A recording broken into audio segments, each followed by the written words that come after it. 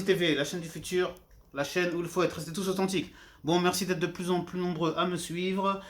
Si vous ne l'avez pas encore fait, n'oubliez pas d'activer la cloche. Et ceux qui sont toujours pas abonnés, s'il vous plaît, on s'abonne. Et voilà, ça y est maintenant, c'est parti. De quoi on parle aujourd'hui? On parle de cette affaire, ouais, une affaire entre Maes et Maëva Guénam. Alors, là, on va, oui, on est un peu dans le people, mais vous en faites pas. Je m'en sers de tremplin pour après aborder des sujets intéressants. Donc, bon, après, il y en a que ça, sûrement que ça va intéresser, hein, ces histoires de chiffon, entre guillemets. Mais nous, on va faire une expertise de tout ça. Pourquoi? Alors, quels sont les éléments exactement en notre possession actuellement? Et de quoi s'agit-il? Alors, vous connaissez tous, je suppose, le rappeur Maes, et vous connaissez tous aussi, je suppose, l'influenceuse Maëva Guénam, hein, qui sont très connus dans leur domaine, l'autre en tant que rappeur et l'autre en tant qu'influenceuse. Euh, Ce qui s'est passé, c'est que les deux, apparemment, auraient eu une aventure. Je peux pas vous dire en quelle année ça s'est passé exactement, mais les deux auraient eu une aventure. Ce qui pose problème, c'est qu'à l'époque, si j'ai bien suivi l'histoire, on va parler de tout ça, je vais parler au conditionnel, comme ça on va pas m'attaquer de me dire tu racontes n'importe quoi. Mais d'après les éléments que j'ai à ma possession en ce moment, à l'époque, je crois qu'il était déjà marié, ce monsieur Maes. Et comment il s'est fait attraper la main dans le sac? En fait, il a donné le bâton pour se faire battre, puisqu'il y a un audio sur lui qui a tourné. D'ailleurs, merci à Fico TV, je vous mettrai en lien la description pour la référence. Et dans cet audio, on y entend Maes qui parle de Maëva Guénam avec un proche à lui, et qui déclare dans ce vocal, qui déclare qu'il aurait eu une aventure avec Maëva Guénam, que celle-ci lui aurait dit qu'il fallait plus qu'il approche de n'importe quelle autre femme à Dubaï, que Maes, lui, il aurait répondu en lui disant écoute ma cocotte, je fais ce que je veux, et heureusement dans le vocal, il a juste dit si j'ai bien compris, bien entendu, il a dit je lui ai un peu poussé sa joue comme ça avec sa tête. Heureusement qu'il a pas dit je lui ai mis une gifle. Alors là, le bad buzz qu'il aurait pris, il aurait un procès, tribunal, bon bref, plainte, etc. Ouh là là là. Bon bref, et il explique ça dans le vocal en me disant je l'ai poussé un peu comme ça, hein, imaginons que c'était peut-être ça la scène, en lui disant je fais ce que je veux, c'est pas toi qui va en gros qui va me mettre la corde au cou, etc. Et, euh, et donc le problème c'est que la rumeur est sortie, je sais pas il y a combien de temps qu'elle est sortie cette rumeur, en tout cas moi c'est la première fois que je vois que ça fait autant de bruit, parce que là il y a vraiment un vocal qui dit vraiment les choses telles qu'elles sont, entre guillemets, et du coup la réaction de Maës ça a été de dire qu'on avait mal interprété ses propos, qu'il fallait respecter parce qu'il était marié, il avait une femme, des enfants, etc. Que c'était faux, qu'il avait juste dit ça pour rouler des mécaniques et compagnie. Donc pourquoi pas? Donc après, j'ai envie de dire, c'est là qu'on va commencer à partir de mon analyse, j'ai envie de dire que ce soit vrai ce qu'il est dit, que ce soit faux, c'est limite aussi grave l'un que l'autre. Parce que si c'est faux, c'est-à-dire là tu salis une personne, même si elle n'a pas besoin de toi pour être salie, hein, c'est cette dame-là, mais bon. Si c'est faux, tu salis la réputation de Maëva Guénam, mais tu salues ta propre réputation, étant donné qu'après, même si tu dis que tu as inventé cette histoire, la moitié des gens ne croiront pas à ta rétractation, entre guillemets. Et si c'est vrai, c'est grave aussi. Pourquoi? Parce que bah, si t'as une femme, etc., madame va mal le prendre. Et puis voilà, même si j'ai envie de dire, s'il vous plaît, mesdames, arrêtez d'être naïves aussi, moi ça me fait bien rire. Quand vous êtes là, toujours en train de pleurer pour des rappeurs ou des footballeurs ou, euh, ou des gens qui sont entre guillemets, dans le trafic de stupes, et après vous vous étonnez, soit qu'ils vous trompent, soit qu'ils soient violents, soit qu'ils vous méprisent, soit qu'ils... Eh ben, mais arrêtez de rêver, vous. Mais s'il vous plaît, mesdames, vous êtes trop dans un monde de bisounours, là. L'amour des films hollywoodiens, ça existe que dans les films. Arrêtez de penser que ça existe dans la vraie vie, ça. Mais non, ça me fait toujours rire, ça me fait toujours sourire.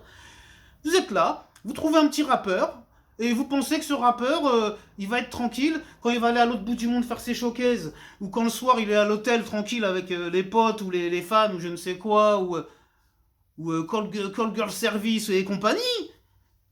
Et vous plaisantez ou quoi? Bien sûr quand il va revenir, il va dire oh non, j'ai été sage, j'ai rien fait. Mais vous savez très bien que que le gars, il fait la fiesta dans 80-90% des cas. Alors arrêtez de vous voiler la face, là aussi là-dessus. Moi, c'est cette pauvre dame, je veux pas lui jeter la pierre. Mais ce que je veux dire par là, sachez où vous mettez les pieds. Parce que vous êtes bien content toujours de trouver un gars qui a du pognon, qui a du blé, entre guillemets, hein, qui a du pèse, qui a du bling-bling. Et après, vous voulez pas assumer tous les tracas qui vont avec derrière, comme ce genre de tracas ou de soucis-là. Donc maintenant, moi, je suis pas en train d'encourager ça, de dire que c'est bien ceux qui ont l'argent du pouvoir de coucher à tir larigot à gauche à droite. Je vais jamais dire que c'est bien, attention. Ne nous méprenons pas. Hein, n'interprétez pas mal mes propos, s'il vous plaît. Tout ce que je veux dire par là, c'est qu'il faut arrêter de vivre dans un monde de bisounours, de se voiler la face, de croire que les contes de fées ça existe, que le prince charmant il va venir, il va vous mettre bien, et que tout va bien se passer. Vous rêvez complètement. Et j'en veux pour preuve cet audio. Vous avez vu comment il parle Maës, il dit, moi je... Écoutez, allez écoutez l'audio, vous allez voir. Il dit oui, moi je suis comme une abeille, je pique une fois et si vous, et je vais ailleurs. Bah, en gros, voilà. Donc en gros, s'il a une voiture avec vous, ce sera une nuit et puis basta.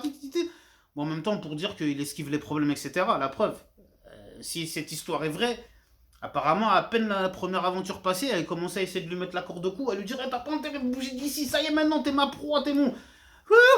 Il a dit, si tout ça est vrai, hein, bien évidemment, il a fait en courant, gars, mais c'est normal. Et vice versa. Hein. Des fois, il y a des mecs, ils sont tellement... comment on appelle ça là, les mecs tellement pot de colle que la gonzesse pareil, hein, elle fuit en courant, hein, elle se dit ouh là là là, ça va être compliqué.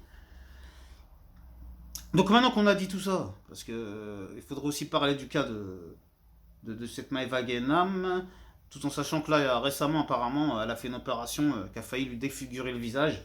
Donc on va faire de la prévention aussi, c'est pareil, s'il y a des jeunes filles qui suivent mes vidéos, ou s'il y a des parents, des oncles, des grands frères, expliquez bien, s'il vous plaît, à vos petites sœurs, vos nièces, vos filles, hein, comme moi j'essaie de le faire pour moi-même dans ma propre vie, je vous rassure, que tout ça, c'est nul, zéro, ça n'aboutit à rien. Et tout ça, c'est à cause de quoi? Tout ça, c'est dû à cette histoire on va dire, c'est Kim Kardashian qui a commencé à démocratiser tout ça.